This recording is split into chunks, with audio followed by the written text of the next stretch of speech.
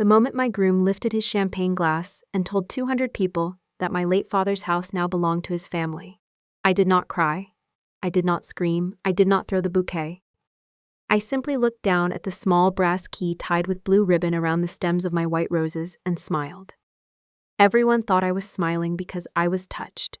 His mother was already wiping her eyes with a lace handkerchief, the same one she had carried all day like a prop.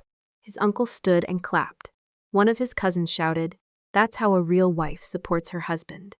The videographer turned his camera toward me, waiting for the grateful bride reaction everyone expected. My groom, Adrian Vale, leaned closer to the microphone and said, "Lena and I decided that marriage means no separate walls, no separate money, and no separate loyalty. So tonight, as her first act as my wife, she is gifting her father's historic house to the Vale Family Foundation." The ballroom erupted. People actually stood. They clapped for him as if he had rescued someone from a burning building, instead of publicly announcing that he had taken the only thing my father left me. Then Adrian's mother, Celeste, rose from the front table in her silver dress, holding up a cream-colored folder with a gold seal. She turned slowly so every guest could see it. "The deed is signed," she said, her voice trembling beautifully. "My son chose a wife who understands family." That was the line that made my fingers tighten around the bouquet, because the deed in her hand was not real, the signature on it was not mine, and the brass key in my flowers was not decoration. Adrian smiled at me with a warning hidden behind his perfect wedding day dimples. His eyes said, "Don't embarrass me. Don't ruin this. Don't forget where you are." He held out the microphone. "Lena," he said warmly, loud enough for the entire Magnolia Grand Hotel to hear, "tell everyone why you wanted to do this." The room softened. Women dabbed their eyes. Men nodded with approval. My mother, sitting at table 3, looked as if someone had struck her across the face. My younger brother Noah had already pushed his chair back, but I gave him one small shake of my head. "Not yet." I took the microphone. My hand was steady. I looked at Adrian first, then at Celeste, then at the folder she held so proudly against her chest, and I said, "Before I explain anything, maybe your notary should tell us why my signature was stamped while I was unconscious in a hospital recovery room." For 3 seconds, nobody moved. Then a glass hit the floor somewhere near the dessert table. Adrian's smile cracked so quickly it almost looked painful. Celeste lowered the folder by 1 inch. Her fingers dug into the cardboard hard enough to bend the corner. "What are you talking about?" Adrian whispered, but the microphone caught every word. I smiled again. 20 minutes later, I said, "You'll understand why I kept quiet." That was when everyone finally noticed the hotel manager standing by the ballroom doors with a woman in a navy suit, a county clerk's envelope in her hand, and the original notary log tucked under her arm. But to understand why I was calm at my own wedding while my groom tried to steal my father's house in front of everyone I loved, I have to go back to the day I first showed Adrian the brass key. My father bought the house on Alder Street when I was 9 years old. It was not a mansion. It was not the kind of place people put on magazine covers. It was a narrow brick house in Charleston, with green shutters, crooked floorboards, and a fig tree in the back garden that never grew straight. The roof leaked every hurricane season. The kitchen tiles were uneven. One upstairs window stuck so badly you had to lift it with both hands and your shoulder. But to me, it was a palace. My father called it Harbor House, because from the attic window, if you stood on a wooden crate and leaned left, you could see a strip of blue water between 2 buildings. He was an architectural historian, the kind of man who could run his palm over old brick and tell you what decade it came from. He loved places that had survived. He said buildings carried memory better than people did, because buildings did not change the story to protect themselves. When he got sick, I was 26 and working as a project coordinator for a restoration firm in Savannah. I came home every weekend. I learned how to fold hospital blankets, how to read medication charts, how to smile when doctors used soft voices. 3 weeks before he passed, he asked me to bring him the brass key. It was old, heavy, and slightly bent at the teeth. The actual front door had been updated years earlier, so the key no longer opened it.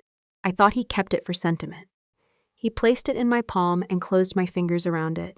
"Don't ever let anyone make you feel guilty for protecting what I built," he said. I told him nobody would. He gave me that tired smile people give when they know you still have lessons ahead of you. Love can sit beside a boundary, Lena. If someone tells you it can't, they don't want love. They want access.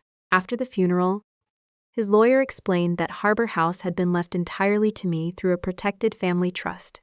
I could live in it, restore it, rent portions of it, or eventually turn it into the small community arts archive my father always dreamed about. But I could not sell it without trustee approval for 10 years. I could not transfer ownership to a spouse. I could not use it as collateral for someone else's business debt. At the time, I thought the restrictions were excessive. Later, I realized my father had been protecting me from a person he never got to meet. I met Adrian Vale at a fundraiser for historic preservation 18 months after my father died. He was handsome in the polished way that made people trust him before he earned it. Dark hair, clean suit, easy laugh, and eyes that made you feel like you had his full attention even in a crowded room. He worked in development, which should have been my first warning. Not because all developers are bad, but because Adrian spoke about old buildings the way hunters talk about land, potential, opportunity, underused value. When I gave a small presentation about saving Black-owned historic storefronts downtown, he found me afterward and said, "You make preservation sound like a love language." It was the perfect line for a grieving daughter. We started with coffee, then dinners, then weekend walks by the water. Adrian knew how to listen in a way that felt rare. He remembered small details, like the name of my father's favorite record, or the fact that I hated lilies because funeral homes always smelled like them. For the first year, he was gentle. He brought soup when I caught the flu. He drove 3 hours to help me move boxes after a pipe burst at Harbor House. He sat with my mother on my father's birthday and let her tell the same story twice without checking his phone. My family liked him. My mother said, "He seems steady." My brother Noah said, "He seems a little too smooth, but maybe I'm just protective." I laughed at that. I should have listened harder. Adrian's mother, Celeste Vale, entered my life like a woman accustomed to being announced. The first time I met her, she wore winter white to a backyard barbecue and somehow made everyone else look underdressed. She had silver blonde hair, a voice like expensive glass, and the kind of manners that felt less like kindness and more like inspection. She kissed both my cheeks and said, "So you're the girl with the famous little house. Not father, not grief, not family. House," I corrected her gently. "It's not famous, just old." "Oh, darling," she said, smiling over the rim of her wineglass. "Old things become famous when the right people know what to do with them." That evening, she asked me more questions about Harbor House than she asked about my work, my childhood, or my father. How large was the lot? Was it zoned residential? Had I considered boutique lodging? Did the trust allow partnership redevelopment? Did I know how much maintenance would cost over the next decade? Adrian squeezed my knee under the table and whispered, "She's just curious. Mom thinks in projects." I told myself that was harmless. The small betrayals began quietly. First, Adrian started calling Harbor House our future base in front of friends, even though we had never discussed living there together. Then Celeste began sending me articles about young couples who turned inherited homes into luxury rentals. She highlighted paragraphs. Sometimes she added little notes. "Family assets should serve the family. Sentiment does not pay taxes. Your father would want you to be practical." That last one made me close my laptop and walk outside until I could breathe again. When I told Adrian it bothered me, he kissed my forehead and said, "She doesn't mean it that way. She lost my dad young. Security matters to her." Adrian's father had died when Adrian was 13. Celeste had raised him alone while maintaining the Vale name, the Vale Social Circle, and a small foundation that hosted charity galas, but seemed to spend most of its energy making Celeste look generous.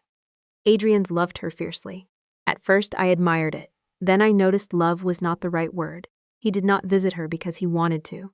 He visited because she summoned. He did not ask her opinion. He waited for approval. If Celeste disliked a restaurant, we left. If Celeste said a friend was tacky, Adrian slowly stopped inviting that friend around. If Celeste called during dinner, Adrian answered before the second rings. Once, when I jokingly said, "Your mother has better access to you than emergency services," he did not laugh. He said, "She sacrificed everything for me." I said, "That doesn't mean she owns the rest of your life." His face changed for half a second. Then he smiled. That was Adrian's gift. He could close a door in his eyes and leave you standing outside without realizing it. The engagement happened on the back steps of Harbor House during a thunderstorm. It was romantic in the way movies promise life can be. Rain hitting the fig leaves, candles under the porch roof, my mother crying before I even answered because Adrian had asked her blessing first. He opened a velvet box and said, "I want to build a life with you, not take anything from you." I said yes. The brass key was hanging on a ribbon inside the kitchen at the time. I remember because after everyone left and Adrian fell asleep on the couch, I touched it and whispered, "I hope you'd like him, Dad." For a while, wedding planning was happy. Then Celeste made it strategic. She offered to pay for the reception, but only if it was at the Magnolia Grand Hotel, because the Vale guests expect a certain standard. She insisted on approving the seating chart because some donors should not be placed near minor relatives. She sent me 3 bridal stylists, 2 diet plans, and 1 message that said, "Ivory photographs better than white on women with your skin tone." I screenshotted that one and sent it to Noah. He replied, "I have never wanted to fight an elderly woman more." I still tried. I told myself marriage meant blending families. I told myself Celeste was lonely. I told myself Adrian was worth patience. Then the paperwork started. 3 months before the wedding, Adrian came over with a bottle of wine and a folder. "Mom wants us to meet with the foundation attorney," he said casually. I was cutting vegetables for dinner. "Why?" "Estate planning. Nothing dramatic. Just making sure if anything happens, we're protected." "Protected from what?" He shrugged. "Taxes, probate, lawsuits, life." I wiped my hands and opened the folder. Inside was a document titled Spousal Asset Alignment Agreement. I read the first page, then the second. By the third, my stomach had gone cold. The language was dense, but I understood enough. It proposed that after our marriage, Harbor House would be placed under an affiliated management entity connected to the Vale Family Foundation. I would remain symbolic heritage director. Adrian would become strategic managing partner. Celeste would chair the advisory board. Symbolic. That word burned. I set the papers down. "No." Adrian blinked. "You didn't even finish." I finished enough. "It's not taking the house, it's aligning it." "That is a prettier verb for taking." He sighed, patient and disappointed. "Lena, you're thinking emotionally. It is my father's house. Emotion is allowed. That house is eating money. You know it. The roof alone will cost $40,000. The foundation can help restore it properly. With Celeste in charge. With professionals in charge. Professionals chosen by Celeste." He rubbed his face. "Why do you always make my mother the villain?" "Because she keeps auditioning for the role. That was the first real fight we ever had." He left angry. 2 hours later he texted, "I'm sorry. I pushed too hard. Forget the agreement." I wanted to believe that the next week, Celeste invited me to lunch at the Sable Room, a private restaurant where even the water glasses looked expensive. She ordered for both of us without asking. "Adrian tells me you reacted badly to the planning documents," she said. I reacted honestly. Her smile sharpened. "Honesty without wisdom is just impulse. I'm not transferring control of Harbor House." Control is such an ugly word. It's the accurate one. She studied me, and for the first time she stopped pretending to be warm. "You are marrying into a family with responsibilities, Lena. Adrian has obligations. He is not some little husband you can hide away in your father's dusty shrine. My father's dusty shrine is not available for your foundation." Her hand tightened around her fork. Then she smiled again, and that scared me more than anger would have. "We'll see what love makes possible," she said. That sentence stayed with me. 1 month before the wedding, strange things began happening. A contractor I had never hired called me about accessing Harbor House for measurements. A bank representative left a voicemail asking whether I wanted to proceed with a commercial credit evaluation. A woman from the county records office called to confirm whether I had requested certified copies of the trust documents. I had requested nothing. When I asked Adrian, he looked genuinely confused. "Maybe Mom was exploring options," he said. "Why is your mother exploring options on my property?" "She's trying to help. She is calling banks about my house." "Don't make it sound sinister." "Then stop making it sinister." He promised to talk to her. That night, I drove to Harbor House alone. I sat in my father's study with the brass key in front of me, listening to rain tick against the old windows. My father's desk still smelled faintly of cedar. The walls were lined with his books. For the first time since his death, I opened the bottom drawer. Inside was a green ledger. I had seen it before but never read it closely. My father had used it for notes, repairs, family stories, sketches of door frames, and lists of people he trusted. Near the back, tucked between 2 pages, was a sealed envelope with my name on it. "Lena, if you are reading this because someone is pressuring you about the house, Breathe first. Then call Rebecca Hahn. Rebecca Hahn was my father's trust attorney. Under her name was a phone number and one sentence written in my father's slanted handwriting. The key is not for the door. My pulse slowed. I picked up the brass key and looked at it properly for the first time in years. On the back, almost worn smooth, were 3 tiny numbers 1. The next morning, I called Rebecca Hahn. Her office was above a bookstore downtown. She was in her 60s, small, direct, and completely unimpressed by charm. When I showed her the ledger and key, she nodded as if she had been expecting me for years. Your father was thorough, she said. What does 417 mean? Safe deposit box. At the bank, box 417 contained 3 things: a certified copy of the trust, a video message from my father, and an emergency affidavit he had signed years earlier, after a colleague lost property through marital fraud. The affidavit allowed the trustee to freeze any attempted transfer of Harbor House if there was evidence of coercion, forgery, or undisclosed third-party pressure connected to a marriage. My father had imagined a danger I had been too in love to see. Rebecca watched me read everything. Then she said, "Has anyone asked you to sign anything recently?" I told her about the agreement, the contractor, the bank call, the county records request.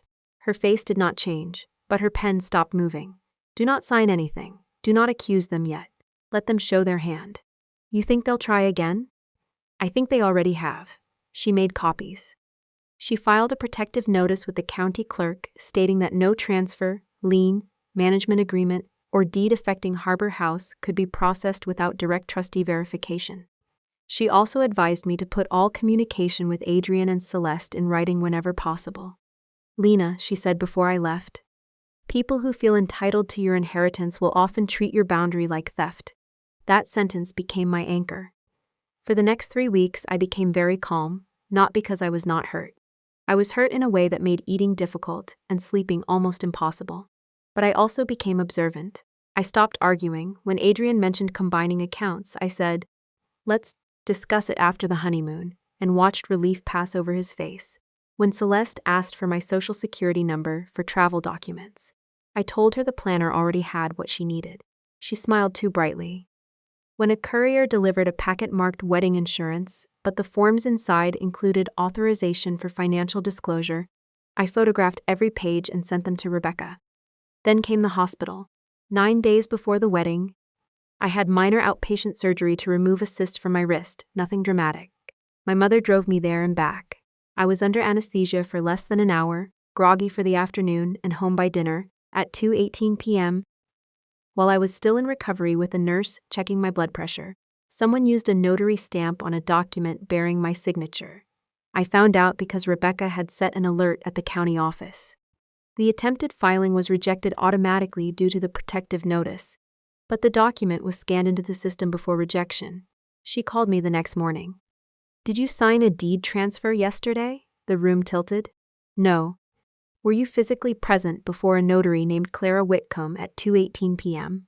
"I was unconscious at St. Anne's Surgery Center." There was a pause. "Good," Rebecca said. "That makes this very simple." Simple was not the word I would have used. The scanned document claimed I had voluntarily transferred Harbor House to the Vale Family Foundation as a premarital charitable contribution. My signature was close enough to fool someone who had only seen it once. But I knew my own name. The L was too narrow, the final A was wrong. Whoever copied it had studied a typed scan, not watched my hand move. The notary stamp belonged to Clara Whitcomb, a real notary who, according to Rebecca, had reported her seal missing 2 months earlier. Rebecca asked if I wanted to confront Adrian immediately. I looked at the document until my vision blurred. Then I thought of my father saying, "Love can sit beside a boundary." "No," I said. "The wedding is in 9 days." Rebecca was silent for a moment. "Are you sure?" "I want them to say it publicly." That was the first time I understood the difference between revenge and evidence. Revenge wants a reaction. Evidence waits for a witness. The final week before the wedding felt like living inside a glass box. Adrian was affectionate. Too affectionate. He brought flowers. He called me my wife every chance he got. At night he held me and talked about Italy, children, Sunday mornings, and how proud my father would be. I listened to him breathe and wondered which version of him was real. The man who kissed my surgical bandage and told me to rest, or the man whose family had used my unconscious body as an alibi for a forged deed. Maybe both. That is what makes betrayal so hard. Villains rarely arrive wearing the costume. They bring soup. They remember your mother's birthday. They touch your face gently while standing in the wreckage they made. 2 days before the wedding, Celeste hosted a bridal tea at her house. I did not want to go. Rebecca told me to attend and record if the law allowed it. South Carolina permits one-party consent recordings, and I was part of the conversation. So I placed my phone inside my handbag, microphone up, and went. Celeste served cucumber sandwiches and champagne. Her friends complimented my dress, my ring, my posture. They asked whether I was excited to become a Vale. Then Celeste led me into the sunroom. On the table sat the same cream-colored folder with the gold seal. I wanted a private moment before the ceremony, she said. Woman to woman, I sat across from her. She opened the folder and tapped a page. After the reception announcement, there may be questions. Some people are sentimental about property. I want you prepared. My heartbeat was slow and loud. What announcement? Celeste's eyes lifted. Adrian didn't tell you? I said nothing. A small smile touched her mouth. Oh, Lena. Don't look wounded. This will be good for everyone. The foundation will take Harbor House under its wing. You'll still be involved, of course. We'll call you founding curator. It sounds lovely. I never agreed to that. She closed the folder gently. Marriage is agreement. No agreement is agreement. Her expression hardened. For 5 years after my husband died, I ate dinner alone so Adrian could attend the right school. I sold jewelry to pay for his internships.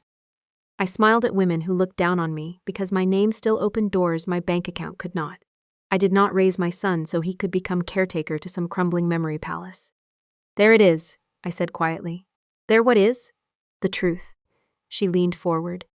The truth is that my son is going places, and you are either going with him or standing in his way. Harbor House can become something important. With our name, our donors, our management, it can bring in millions over time. My father wanted it to serve the community. And it will, she said. After it serves the family keeping it alive. I stood. You should tell Adrian I won't be making any announcement. Celeste also stood, but slower. You will smile, she said. You will thank everyone. You will not humiliate my son in front of our guests. Or what? Her voice dropped so low the recorder barely caught it. Or everyone will see exactly what kind of woman you are. Ungrateful, unstable, using grief to control a man. Do you really think people will choose your little sob story over a mother who gave everything for her child? I looked at her for a long moment. Then I picked up my handbag. No, I said. I think they'll choose the hospital log. For the first time since I had known her, Celeste Vale looked afraid. Only for a second, but it was enough. The wedding day arrived bright, humid, and impossibly beautiful. My mother helped button my dress with shaking hands. Noah stood outside the bridal suite door and asked every 12 minutes if I was okay. My bridesmaid Maya, who knew everything, kept Rebecca updated from her phone. You can still walk away before this, Maya whispered while fixing my veil. I know. Then why go through with the ceremony? I looked at myself in the mirror. Because if I walk away quietly, they'll tell everyone I panicked. They'll say grief made me unstable. They'll say I used Adrian. They already wrote the story. I'm going to let them read it out loud before I correct it. Maya's eyes filled with tears.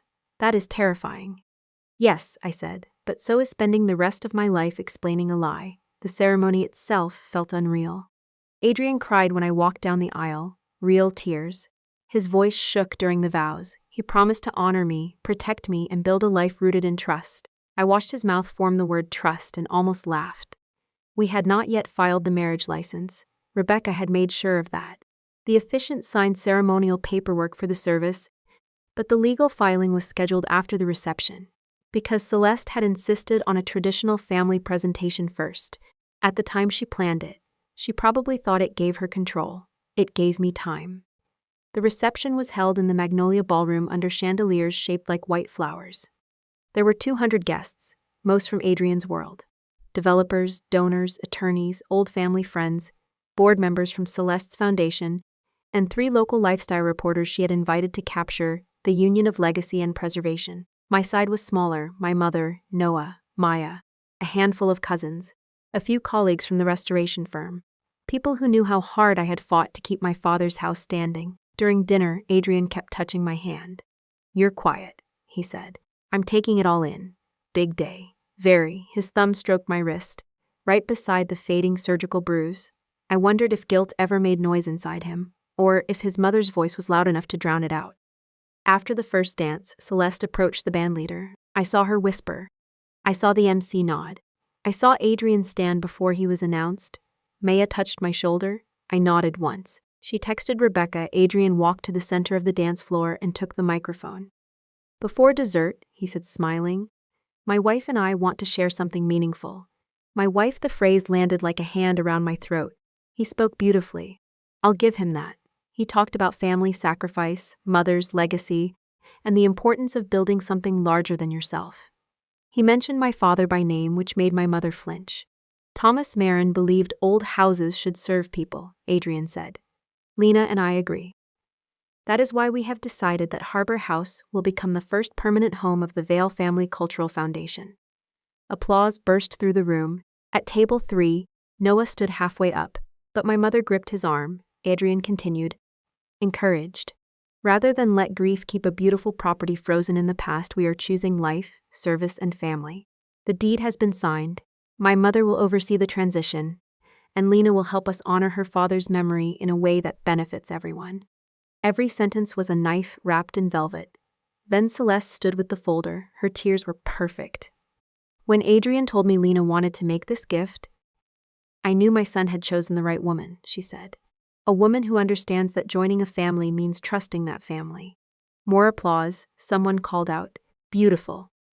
Someone else shouted, that's legacy. My mother looked down at her lap. That was the only moment I almost broke, not because of Adrian, not because of Celeste, because my mother, who had slept in hospital chairs, packed my father's clothes, and helped me repaint Harbor House one room at a time, had to sit there while strangers applauded the theft of her husband's dream. Adrian turned toward me. Lena, he said, holding out the microphone. Tell everyone why you wanted to do this. I stood. The room quieted with affectionate expectation. I took the microphone and looked at the brass key tied to my bouquet. My father's key. Box 417. The proof that he had seen further than I could. Then I said the sentence that cracked the night open.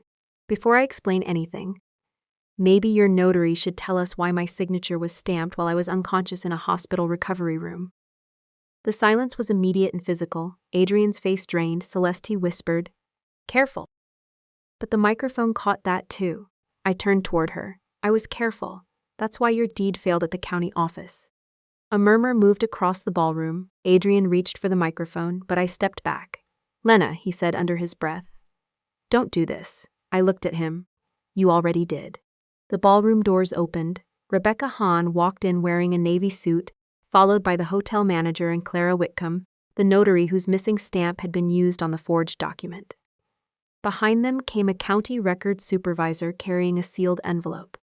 20 minutes earlier, while Adrian was giving his speech, the hotel manager had received my message to bring them in from the private conference room where they had been waiting.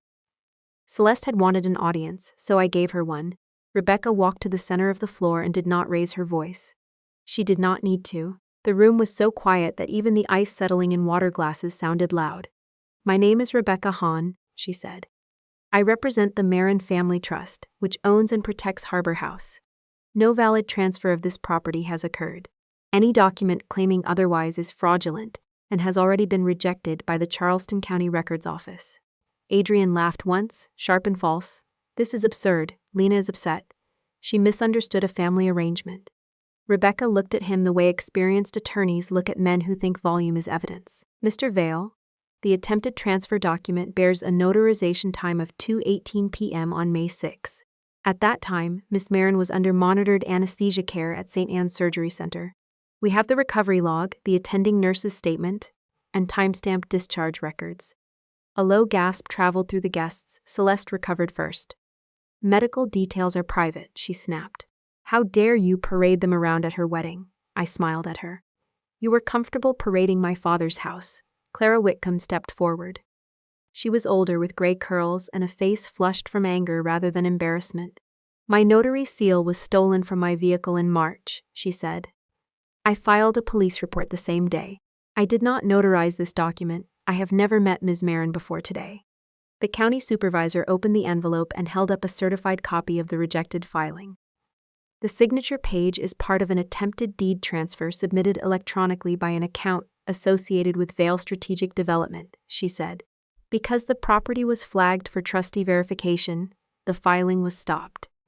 Vale Strategic Development, Adrian's company, not Celeste's foundation, not some confused clerk. His company. The room shifted. People who had been smiling 10 minutes earlier now looked at Adrian like he had become dangerous in front of them. Adrian shook his head. I didn't submit anything. My office handles hundreds of documents. This is being twisted. Rebecca opened her tablet. Then perhaps you can explain this email. The hotel's projector screen behind the dance floor lit up.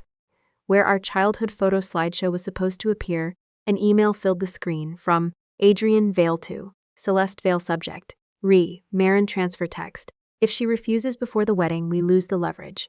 Let the announcement happen first. She won't fight in front of everyone. A sound came out of my mother. Not a sob, something smaller and worse. Adrian stared at the screen. His mouth opened, then closed. Celeste turned to him with panic in her eyes, not love. Panic. Because the polished story had finally fallen out of her hands. That is private correspondence, she said. Rebecca calmly tapped again. Another message appeared. From Celeste Vale to Adrian Vale. If Lena makes a scene, we frame it as grief instability. The reporters will be present. Stay calm, look wounded, and let me handle her family. The entire ballroom began to buzz. A man at table 11 stood and said, Celeste, is this real? She pointed toward me. She stole private emails. Rebecca answered before I could. They were provided through lawful discovery preparation after suspicious activity was detected against trust property. Also, Ms. Marin is party to the communications discussed, and we will let the court address admissibility if necessary. Adrian stepped toward me. Lena, listen to me. My mother pushed this. I was trying to make it work for everybody. I looked at him. By forging my signature. I didn't sign your name. No, I said. You just planned the silence around it. His face twisted. You don't understand the pressure I'm under. That sentence did more to end my love than the forged deed. Not I'm sorry, not I betrayed you, pressure. As if pressure was a person with hands that had forced him to humiliate me, Noah finally walked onto the dance floor. He did not shout. He did not threaten. He simply stood beside me. My mother joined on my other side. For most of my life, I had thought courage looked like charging forward. That night, it looked like my grieving mother standing under chandeliers, while rich strangers watched her family pain become evidence. Celeste tried one last performance. She pressed the handkerchief to her mouth and let her knees soften slightly. I only wanted to save my son from being trapped, she cried. Any mother would understand. This girl kept him from his potential. She used a dead man's memory to control him. Nobody clapped this time. Maya stepped forward from the bridesmaid table and held up her phone. I have the recording from Thursday's bridal tea, she said. Lena asked me to keep a copy in case anything happened tonight. Celeste's face went blank. The projector changed again. Her own voice filled the ballroom. You will smile. You will thank everyone. You will not humiliate my son in front of our guests, then my voice, or what? Then Celeste. Or everyone will see exactly what kind of woman you are. Ungrateful, unstable. Using grief to control a man. By the time the recording ended, the room had turned completely. The lifestyle reporters Celeste invited were no longer filming me as the unstable bride. They were filming her. One foundation board member put his napkin down and walked out, then another.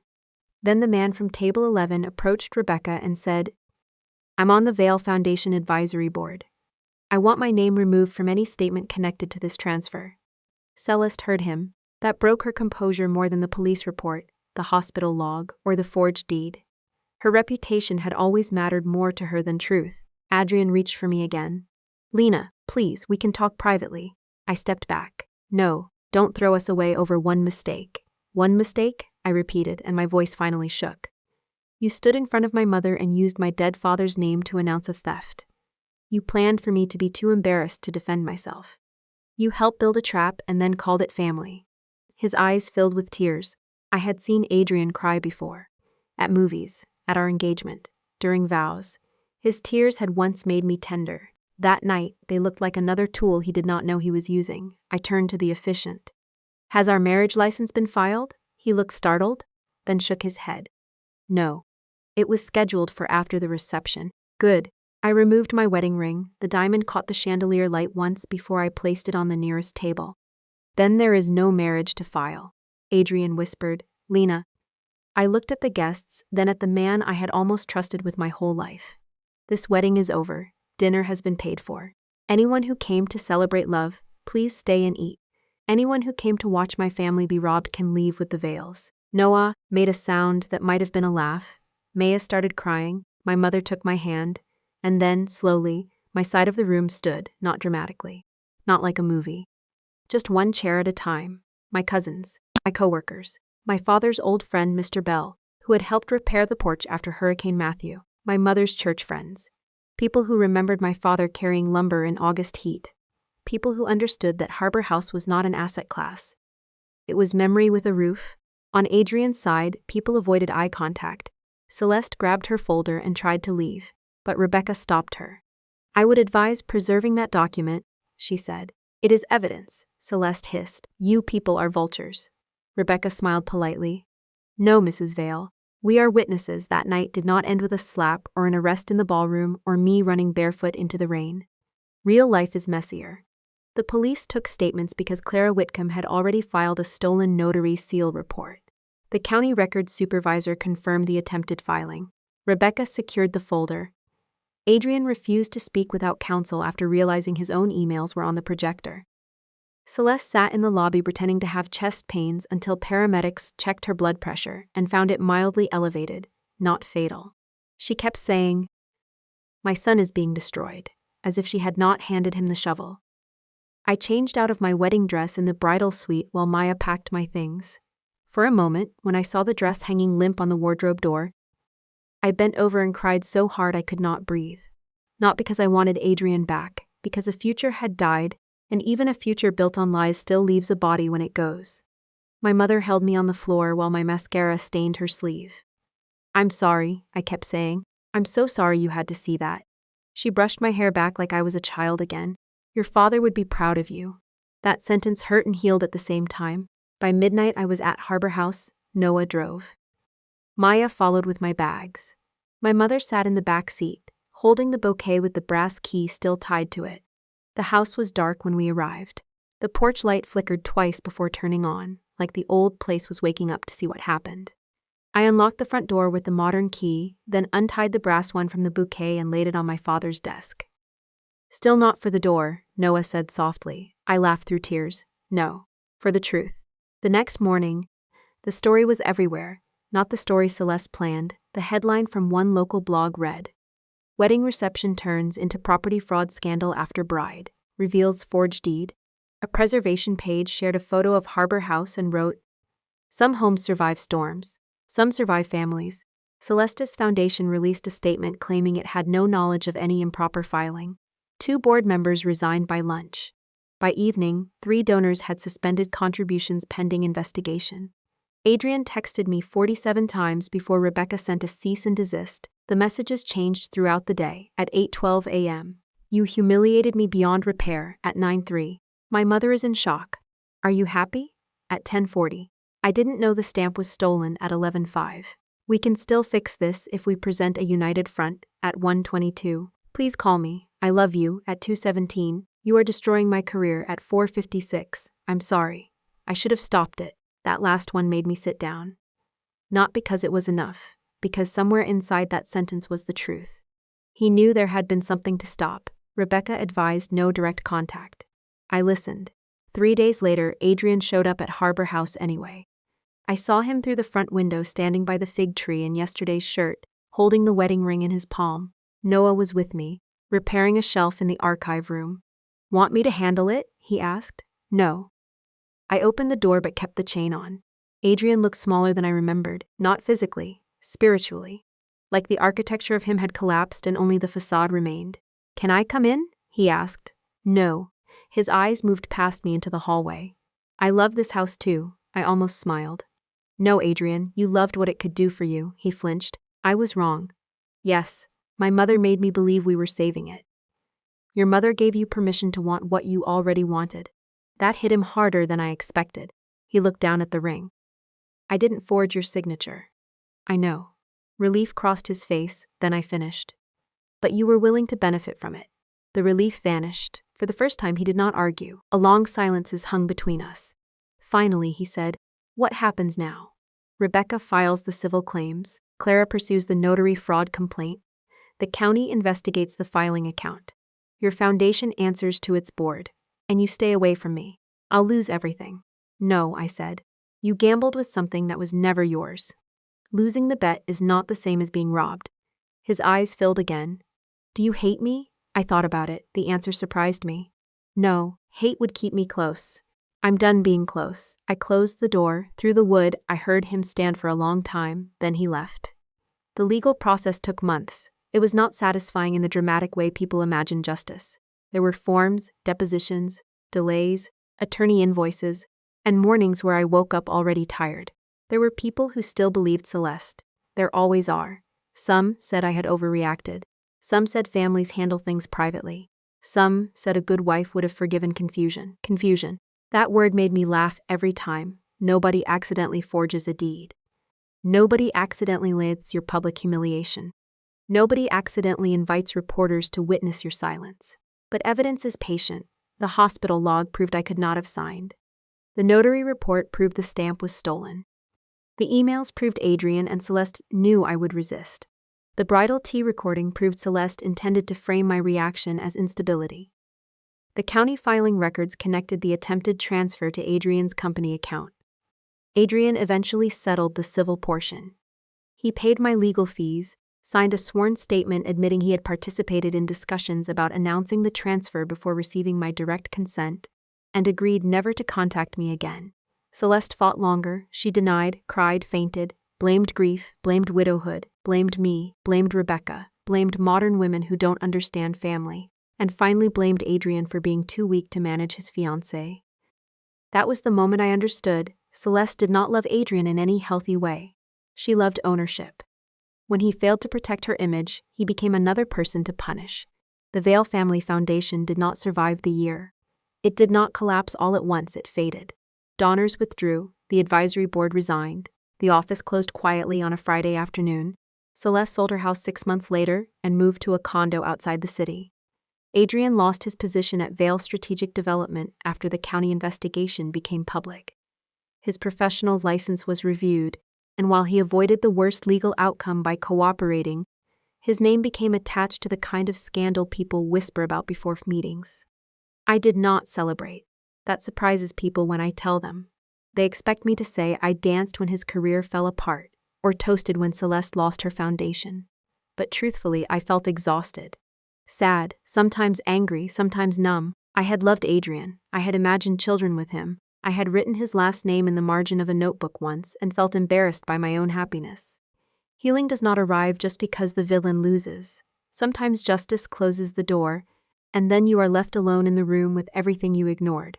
I started therapy in October. My therapist, Dr. Ellis, had kind eyes and no patience for romanticizing pain. On our third session, I said, "I should have seen it earlier," she asked. "Seen what?" "The signs." "You saw many of them," she said. "You just explained them kindly." That sentence changed something in me, because it was true. I had seen Celeste hunger around the house. I had seen Adrian's obedience. I had seen the way he called pressure love and called my boundaries fear. I had seen all of it. I had simply loved him enough to translate red flags into reasons. After the scandal, Harbor House became both shelter and responsibility. The roof still leaked. The porch still sagged. The upstairs window still stuck. But the house felt different. Not haunted by what almost happened. Strengthened by what did not. With the legal settlement, I repaired the roof first. Then I restored my father's study. Then I opened the front parlor once a month for community history nights. At first, only 7 people came. My mother baked lemon cookies. Noah handled folding chairs. Mr. Bell told stories that lasted too long and somehow not long enough. By spring, 30 people came. By summer, we had to move into the back garden. A retired teacher brought photographs of the neighborhood before the hotels. A woman I had never met brought letters from her grandfather, who had worked at the old shipyard. Children sat on the floor while my mother showed them how to label family pictures with dates and names so memory would not disappear. One evening, after everyone left, I found an envelope on my father's desk. Inside was a note from Noah. "Dad wanted this place to serve people. You made that happen without selling its soul. Proud of you." I cried harder over that note than I had over half the legal mess. A year after the wedding that wasn't, I received one final letter from Adrian.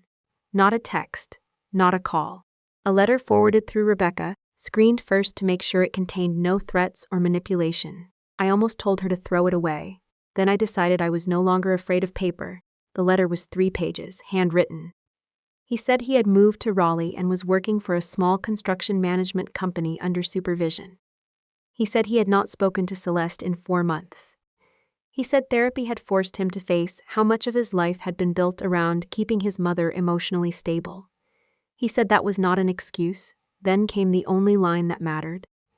I did not protect you because protecting you would have cost me my role as her good son, and at the time I chose that role over being a decent man. I read that line twice.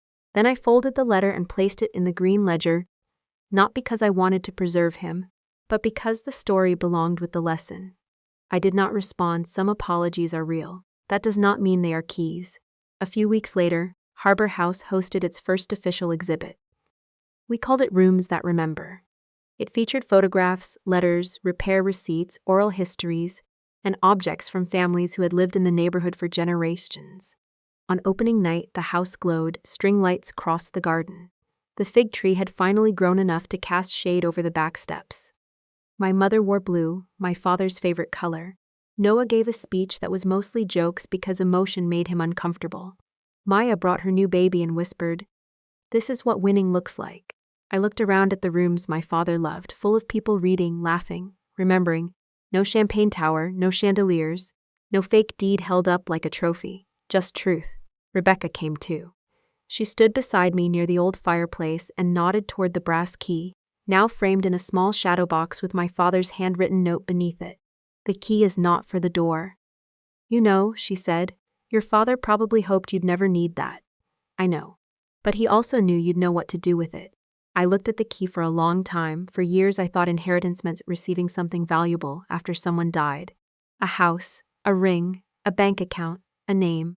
But my real inheritance was not Harbor House. It was my father's warning. It was the understanding that love without respect becomes access. That family without boundaries becomes ownership. That silence can be wisdom when it is gathering truth, but it becomes a cage when it protects the people harming you. People later asked me why I did not expose Adrian before the wedding. Why I stood there in the dress. Why I let him speak. Why I waited until the room was full. The answer is simple. Some lies are built for private corners, where they can twist, shrink, and turn into he said, she said. But his lie wanted a stage, so I let it climb onto one. And when it stood there under the lights, smiling with my father's name in its mouth, I handed the truth a microphone. Have you ever stayed quiet because you knew the truth would speak louder later? If you have, then you know silence is not always weakness. Sometimes silence is the sound of someone counting every receipt, saving every message, protecting every boundary, and waiting until the people who underestimated them finally reveal themselves. I still live part-time at Harbor House now. The upstairs window opens more easily since Noah fixed the frame. The roof no longer leaks. The fig tree still grows crooked, but it gives fruit every August. My mother says crooked things can still be generous if you let them grow in peace. On my father's birthday, I sit in his study with coffee and read a few pages from the green ledger. Sometimes I laugh at his notes, sometimes I cry, sometimes I touch the brass key and remember the ballroom, the folder, Adrian's face, Celeste's trembling hand, the silence after the truth arrived. I do not remember it as the day I lost a husband. I remember it as the day I kept my name, the day I kept my father's house. The day I finally understood that dignity is not something people give you when they approve of your choices. Dignity is what remains when you stop begging dishonest people to tell the truth.